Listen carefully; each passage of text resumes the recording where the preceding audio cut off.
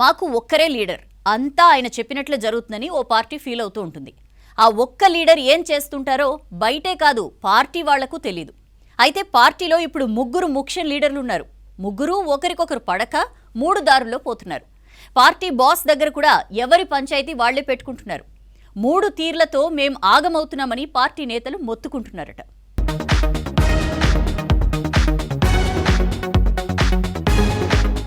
BRS లో ముగ్గురు ముఖ్య లీడర్ల మధ్య పోటీ ఉందని పార్టీ నేతలు చెప్తున్నారు. కార్లో నువ్వా నేనా అన్నట్లుగా అట్మాస్ఫియర్ ఉందని ఓపెన్ గానే మాట్లాడుకుంటున్నారు. కేటీఆర్, హరీష్ రావు, కవిత ఎవరికి వారుగా ప్రోగ్రామ్స్ పెట్టుకుంటున్నారని పార్టీలో టాక్. మాజీ సీఎం కేసీఆర్ ఫామ్ హౌస్ కే పరిమితం కావడంతో పార్టీ కార్యక్రమాల్లో ఈ ముగ్గురు లీడర్లే బిజీగా ఉంటున్నారు.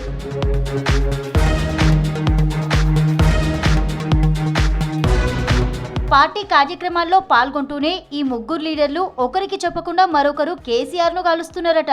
టైం దొరికినప్పుడల్లా ఎవరికి వారు ఫామ్ హౌస్ వెళ్లి కేసీఆర్ తో భేటీ అవుతున్నారని లీడర్ల ఇంటర్నల్ ముచ్చట. పార్టీ పరిస్థితి, పార్టీ బలోపేతం, చేపట్టాల్సిన కార్యక్రమాలు, రాష్ట్రంలో తాజా రాజకీయ పరిస్థితులన్నీ పార్టీ చీఫ్ కేసీఆర్ తో డిస్కస్ చేస్తురట. పలానా ప్రోగ్రాం చేద్దామని కేసీఆర్ సలహాలు, సూచనలు తీసుకొని తమ కార్యక్రమాల్ని డిజైన్ చేసుకుంటున్నారట ఈ ముగ్గురు నేతలు.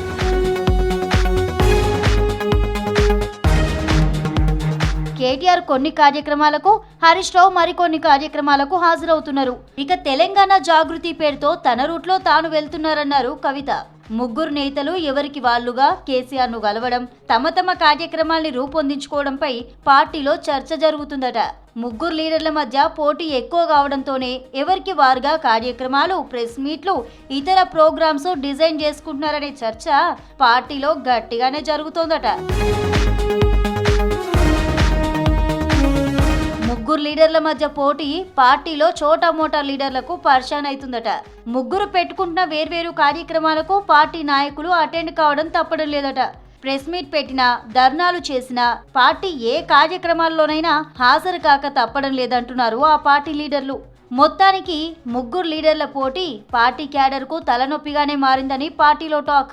ముగ్గురు ముఖ్య నేతలతో తమ పరిస్థితే ఇట్టుంటే మా బాస్ కేసీఆర్ పరిస్థితి ఎలా ఉంటుందో అర్థం చేసుకోవాలని గుసగుసలాడుతున్నారట గులాబీ పార్టీ లీడర్లు.